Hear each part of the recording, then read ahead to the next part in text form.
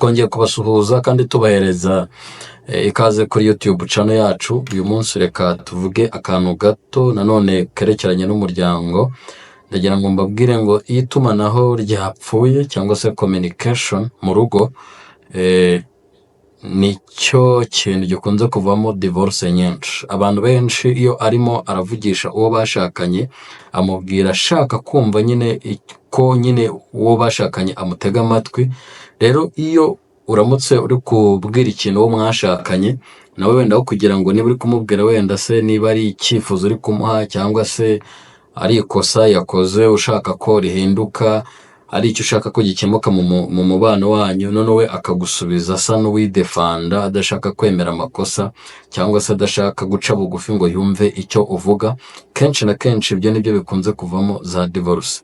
Rero dukwiye kwiga ikintu cy'ingenzi mbere yo kuvuga, ukamenya se icyo ngiye kubwira mugenzi wanjye ni igisubizo cy'ikibazo runaka, nawe kandi yakumva uri kugira icyo mubwira akiga gutega amatwi.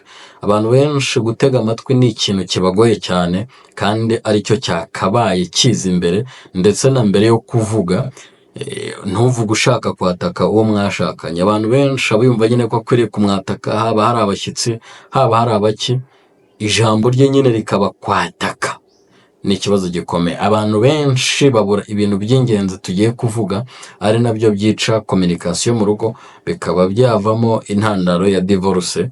Ikintu cya mbere ni ukuba abantu badashoboye gutega amatwi. Mugenzi wawe yaba akubwiye ikintu aho yanga umutega amatwi, ahubwo ukaba uri gutekereza ikintu uri bumusubize, kenshi na kenshi kitari na cyiza, ahubwo cy'uburyo bwo kwidefanda. Niba habaye ikosa ugashaka mu gihe arimo arakubwira ikosa, aho kugira ngo wowe wumve neza unasobanukirwe icyo ukwiye gukosora, aho ukaba uri gushaka uburyo uri bwiregure, cyangwa se wabona ntawe uri bucikire wenda wafatiwe mu cyuho, ugahita ushaka uburyo uri bumwatake.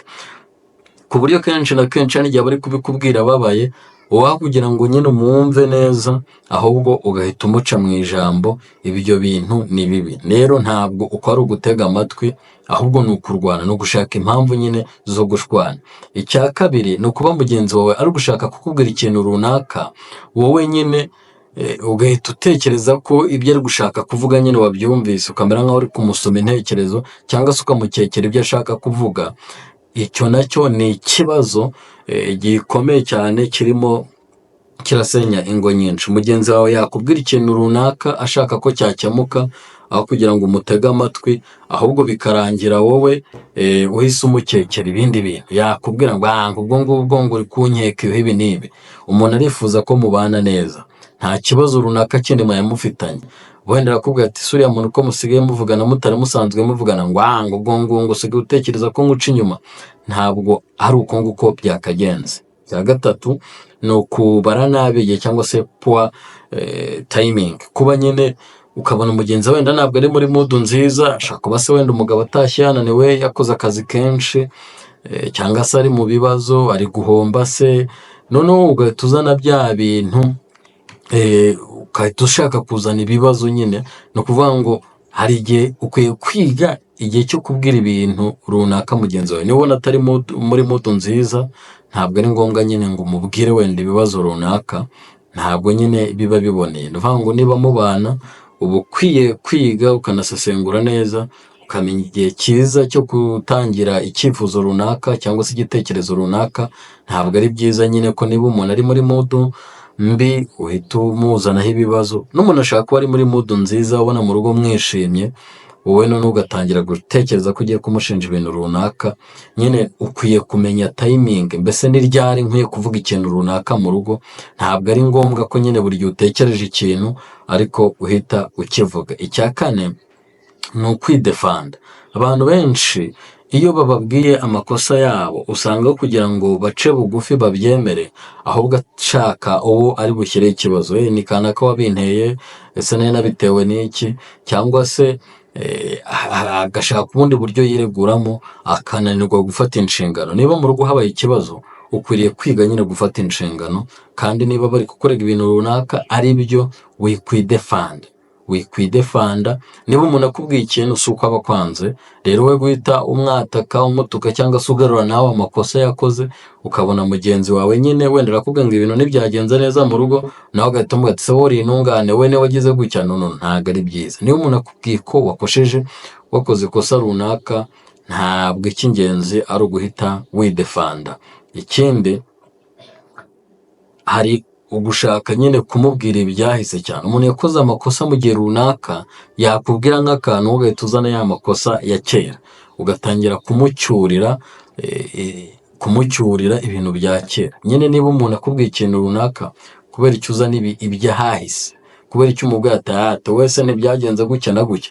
Niba nyine mwababariranye byarangiye, kubera iki nyine uzana ibya kera? Ibyo bikwiye kuba nabyo birangira. Niba ari ikintu runaka muri kuganiraho, ntabwo ukwiye guhora ujomba mugenzi wawe ngo umuzanemo ibintu bya kera, ngo umugarurire amakosa yagiye akora mu gihe cyashize, wenda se ahari yaranagusabye imbabazi. Nibyo ngibyo bituma nyine uhora umukomeretsa, kandi ntabwo ari byiza. Kandi ikintu gikomeye bituma atongera no kukwisanzuraho. Urumva ya communication niko igenda ipfa, kandi akabona ko utari umuntu we, akabona ko utabereyeho kumushyigikira, akabona nyine ko umeze nk'ubereyeho kumurwanya. Ibyo ngibyo nyine bituma niba ari n'ikintu yifuzaga kukubwira, ahita yumva ko uhita umucira urubanza cyangwa utari bubyemere, ku buryo hashobora no kugira ibintu byangirika mu rugo, mu mubano wanyu, kandi abizi, ariko kubera ko azi uko umusubiza, uko umucyurira, akabyihorera. Ikindi ni ukuba nyine mudashyikirana mu byerekeranye n'urukundo, mu byerekeranye no kubaka urugo. Rimwe na rimwe wenda se ugahora umucyurira, ntumeze gutya, wowe ibyawe ntibimeze gutya, nturyoshye, nta mavangingo ugira, n'ibindi byinshi abantu bakunda gusererezanya mu rugo. Ibyo bintu nabyo byica communication, kuko ababona nyine ko mutandukanye, ababona ko utamwishimira. Ni ikintu gikomeye rero tuba dukwiriye kwirinda. Niba warateye intambwe ugashakana n'umuntu, hari ibintu nyine uba ukwiriye gushyira ku ruhande, ahubwo ukimbika nyine mu mubano wanyu. Cya karindwi, kuba mufite ibyo mutandukaniyeho. Wenda mwashakanye mudahuje amadini, wenda se hari imico iwanyu mwageraga iwabo batagira, noneho mwashakanye utangiye kujya uzana ibyo bintu cyane, mbese bikamera nk'aho bibatandukanije, kandi ukabikora kenshi na kenshi. Reka tuvuge nko ku kintu cy'idini, hari ukuntu nyine umuntu wumva nyine iyo mutizera kimwe aba ameze nk'aho ari umunyamahanga kuri wowe, ku buryo rimwe na rimwe ushobora no kugira izindi nshuti ubwira ibintu byawe, ukavuga ngewe umugabo wanjye cyangwa umugore wanjye ntabwo twizera ibintu kimwe. Ndagira ngo mbamenyeshe ko niba mwaramaze gushakana, muba mukwiriye guhuza. Ntabwo ukwiriye kumucyurira cyangwa se ngo ushake kumukoreshaho igitugu, oya, ahubwo ukwiye kwihanganira mugenzi wawe. Niba hari ukuntu wenda wowe ufata ibintu nk'ukuri, wataragera igihe cyo kubifata nk'ukuri, ntabwo ari ngombwa nyine ko umucyurira cyangwa se ngo uvuge ngo umucire urubanza mu buryo runaka, ahubwo ukwiye kumwihanganira. Niba ari n'igitekerezo ushaka gutanga, ukagitanga mu buryo nyabwo. Ikindi kintu gikomeye cyane ni iri koranabuhanga ryaje, aho usanga umwe ateye umugongo undi, umwe yibereye muri telefone, undi ari muri telefone, undi yamwicaye muri salo, ukabona buri wese yagiye muri telefone, ari muri WhatsApp cyangwa n'ibindi, ari kureba TikTok, ku buryo nabyo biri mu bintu byangiza umubano, ku buryo mujya gushiduka umwe ari kure y'undi mutagishyikirana.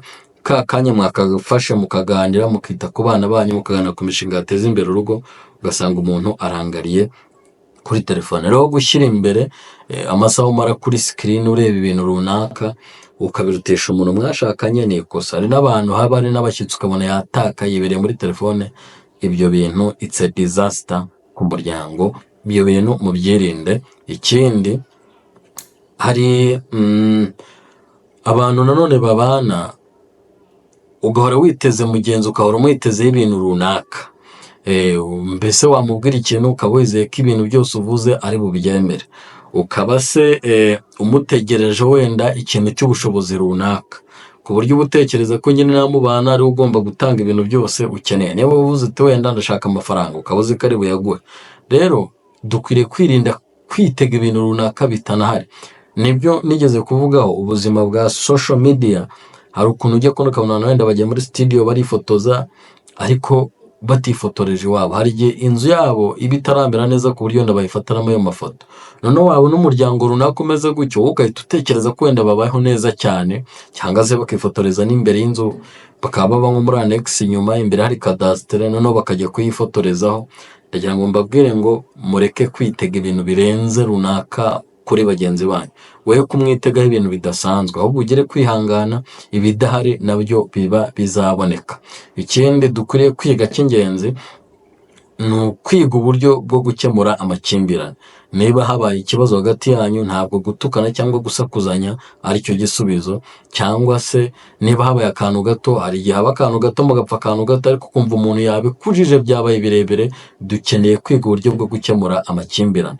Mu gihe rero habonetse ikibazo cy'amakimbirane, mukareba uburyo mwabikemura mutiteje abantu, kandi mu gihe ibintu bitaragera kure, si na ngombwa rega ko ibibazo byo mu rugo ugenda ubibwira umuntu ubonetse wese. Yego mushaka kugira umujyanama, ariko ukwiye kuba imva ya mugenzi wawe abikamo ibibazo bye, kimwe nawe akakubera nyine umunyamabanga. Rero mu gihe ibyo byanze, mushaka kuba mufite umujyanama umwe, yego nibyo, ariko ibintu by'umuntu wese ubonye uhita ubimubwira, ugeze kwa pasiteri umutekereje ibyawe, kwa mwarimu we, abantu bose ntabwo ari byiza. Niba habaye ikibazo, mushaka uburyo mwagikemura, cyane ko abantu benshi bari gushaka ibintu bya divorce, hari igihe baba bumva nyine ari nk'umunyenga kabisa, tugombe dutandukane, ariko abantu benshi nyuma ya divorce bararegereta, usanga babayeho nabi, ubuzima bukangirika.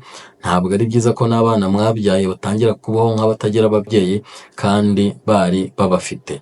Rero dukwiriye kwitoza kuba abantu bashoboye gutega amatwi bagenzi bacu, aho kuba abantu, niba mugenzi wavuze ikintu ntihutire kumurwanya, kandi tukiga n'uburyo dutangamo ibitekerezo byacu bitari ukwataka bagenzi bacu, kandi tugahitamo n'igihe cyiza cyo gutangira ibyifuzo byacu, cyangwa se kugira ibyo tubwira abo twashakanye. Ikindi ni ukuba abanyampuhwe, ikindi ni ukuba nyine abantu bashoboye gushyikirana na bagenzi babo, ariko byo gushimisha umubiri, wenda mbivuge gutyo, buryo nyine byubaka ubucuti. Niba mubona byanze, muba mukwiye gushaka abantu b'impuguke, cyangwa se n'undi muntu mwizeye akabagira inama. Ariko icya mbere si divorce cyangwa guhora murwana, oya, ahubwo dukwiye nyine guharanira kubaka umuryango, kandi buri wese agaharanira kuba yashimisha mugenzi we. Ikintu gikomeye kibaho ni uko umuntu ashaka yiteze ibyiza kuri mugenzi we, ariko ukwiye gushaka ahubwo uvuga uti uyu muntu ngiye guharanira kumushimisha, agiye kunezerwa kubera njyewe. Ntabwo wowe ukwiye gushaka uvuga ngo ngiye kunezerwa kubera uyu muntu, ibyo ngibyo aba ari ukwikunda. Ahubwo ukwiye guharanira gukunda mugenzi wawe, nawe kandi akagenza gute, akagukunda. Murakoze.